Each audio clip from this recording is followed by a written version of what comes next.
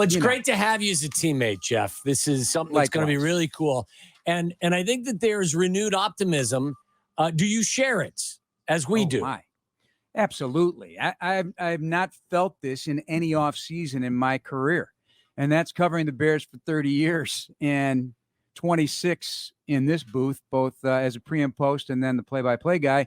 And it's the fans. It's the juice. It's the energy. It's very palpable. Being in Indianapolis at the Combine, ton of Bears fans there looking for autographs or whatnot from the college kids. And all they want to do is talk. They want to talk about what's next. And, you got to tamp enthusiasm down a little bit because this is going to be a process and it's not going to happen in one off season. But they've done a nice job out of the gate, in my opinion. And yes, I care more about the draft than I do free agency. That's always been my thing. It's not everybody's flavor, obviously. People want to play fantasy football and take everybody, spend the money, and see how it works. But I've always used this term, fellas, that I hate to be a lion in the spring and a lamb in the fall. I wanted just the opposite and build this the right way, and I think Ryan Poles is doing just that. So out of all your years, Jeff, you're telling me even 18 was spectacular. Then going into Bears 100, we were hopeful for the Super Bowl coming off of 2006 and that Super Bowl loss, coming off of the Bears-Packers loss. You have more optimism in this offseason than any of the others that you've done. Because they're going to do it the right way.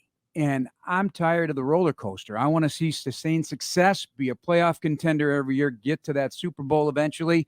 But don't just throw good money after bad. Don't just reach for guys. Go about the way of value. And this is what, you decided you wanted to do, Ryan Poles, and this is what he's going to deliver. I really believe he's going to stick to his plan. And however long that might take in terms of developing these young players and a coach that is not afraid to play young players by any means. He put teeth into it last year with more snaps for rookies than any team in the league by about 1,000 snaps. So I'm excited about that, growing this thing the right way. Jeff, I'm very interested in getting your take on the job that Ryan Poles has done so far. Obviously, trading the first pick to the Carolina Panthers. And also, I think that there's a sense of openness and his willingness to talk and transparency that seems to be kind of a change of pace, especially for NFL front office guys. Yeah, he's mentioned that many times from the time he got here. He is transparent. I mean, that's the way he is. He may not be somebody who is an explosive personality with their, the machinations and the energy and the juice. He is calm, cool, and collected, and a superior competitor.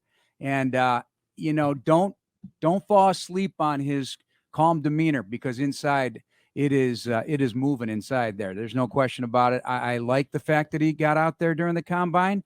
They had the number one pick, for crying out loud. It's an overused term at this point now, but being the center of the football universe this offseason has certainly been the case for the Bears.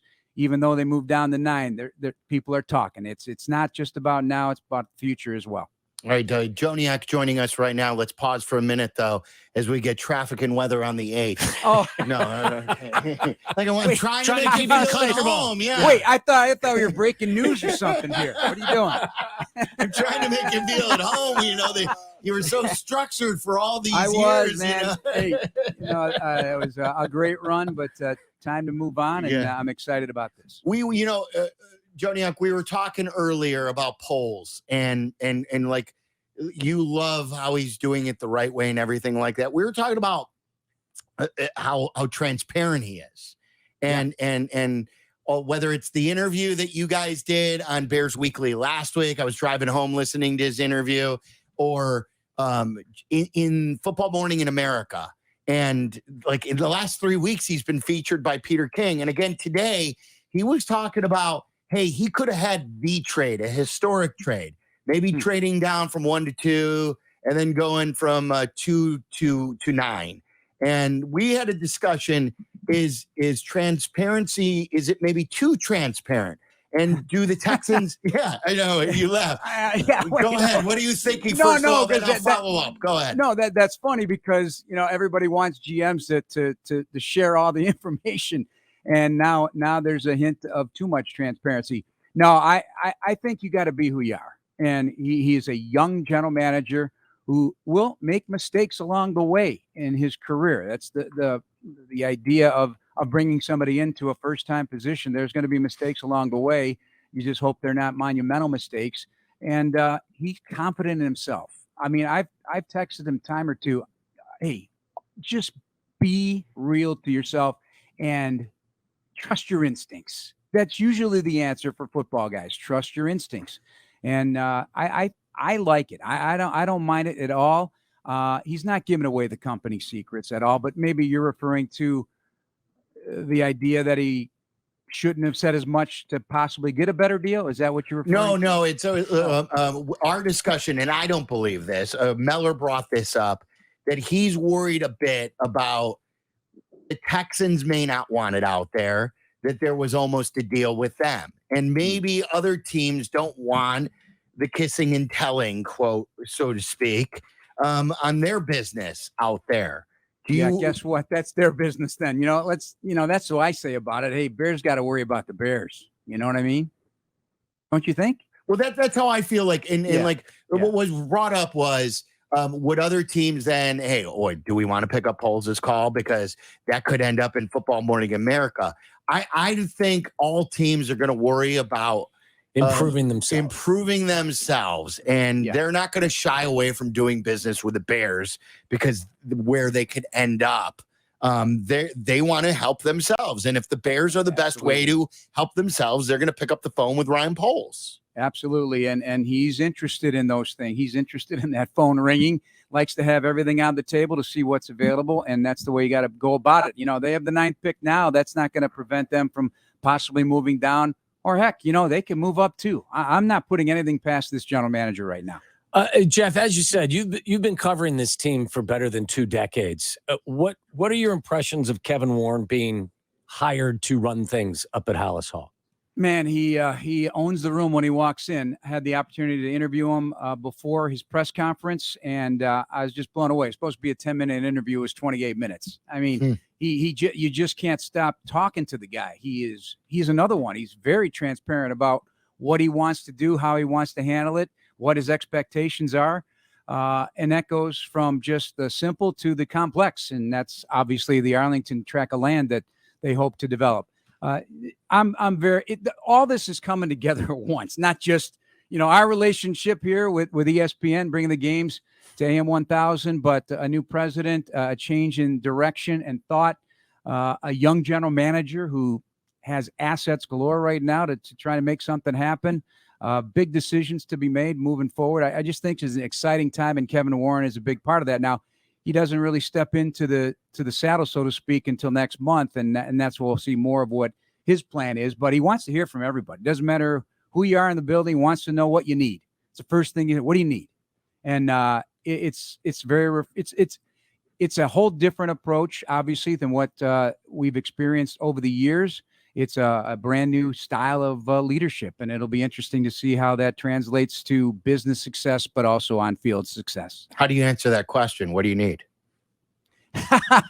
Hey, listen, he hasn't asked me that yet. He hasn't asked me that yet, but I'll have to think about it. That's for sure. What should I ask? What should I ask for in terms of what I need? Yeah, you shoot right. You shoot high, right? Yeah, right. You shoot for the moon and land amongst the stars. Let's start with what do you want, Jeff? That's what you deal with. At least that's how you deal with I want a championship. I want to call winning Super Bowl. That's what I want to do. Okay, that's fair. Hey, on that note, your front row seats for every game. What type of improvement did you see from the young quarterback as the season rolled on? One of the things off the field is just how he handled himself at the podium each week. I thought early in the year, it was a little less than thrilling to want to reveal his answers to questions from the media, and maybe it tied into the way the team was playing or how he was playing. But once that dynamic rushing ability and jump out of your seats kind of play started with him, I thought he felt more in command, more in control, therefore felt more like it's his team. Nowadays in Sylvie, when we were covering the team together and doing all those things, they didn't have the ability. These players watch these news conferences, believe it or not. They read Twitter. They hear what their leaders on the team or the coaches or general manager is saying. And if they tell you they don't, that it's not accurate, they do. And so I always look at the podium as a big speaker to the locker room, whether it comes from Eberflus or Poles or your quarterback. And in that position, you're the CEO of the football team on game day. So I want him to be in charge at the podium as much as what he is on the field. So all the tools are there. Obviously, we know what some of the shortcomings are at the moment, the things that have to improve from the pocket, triggering from the pocket. He doesn't want to run as much as he did. No way about it. Nobody does. But he is great at it. And the short passing game, the little dump-off passes, that can increase in terms of pass completion percentage. That's what I'm looking forward to, because those are supposed to be the layup throws. Get it to your backs, get it to your tight end, quick screens, whatever the case may be. And I think DJ Moore will help. That intermediate area of 10 to 19 yards was a really outstanding area for DJ Moore to make something to happen throughout his career and then after the catch. And Justin in that area is also a fairly high accuracy percentage there. So keep building on that and open everything else up for the offense.